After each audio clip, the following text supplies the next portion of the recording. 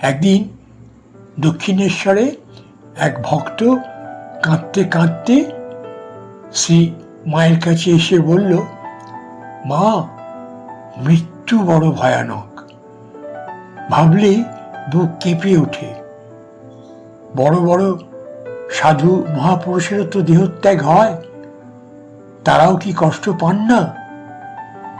শ্রীমা তখন শান্তভাবে বসেছিলেন, মুখে অদ্ভুত এক স্নিগ্ধ হাসি।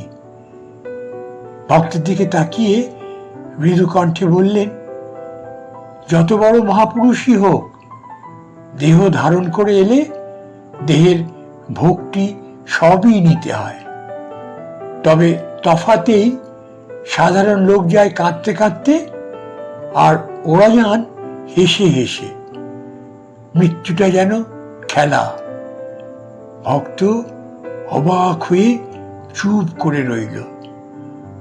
মা তখন যেন গল্পের ছলে বোঝাতে লাগলেন, ধরো এক শিশু খেলছে, খেলতে খেলতে যদি তার খেলনাটা ভেঙে যায়, সে কাঁদে। আর যে বড় হয়ে বুঝেছে খেলনা ভাঙে আবার নতুন খেলনা আসে, সে কি আর কাঁদে? সে তো হেসেই উঠে দাঁড়ায়।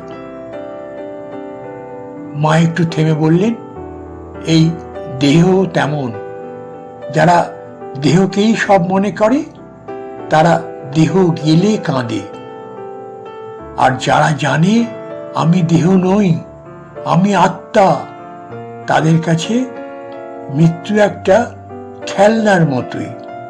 খেলা শেষ, এবার অন্য খেলা। ভক্তের চোখের জল তখন আর ভয়ের ছিল না, ছিল বিস্ময়ের। সে বুঝতে পারল মৃত্যু ভয়ানক নয়, ভয়ানক হলো দেহকেই নিজের সত্য বলে ধরে রাখা। মা শেষে শুধু এটুকুই বললেন, ভয় কেটে যায় যখন মানুষ নিজের আসল পরিচয়টা চিনে ফেলে। ভক্ত প্রণাম করে ফিরে গেল, আর তার মনে গেঁথে রইল, মৃত্যু আসলে শেষ নয়, যারা জানে তাদের কাছে তা সত্যিই এক খেলা।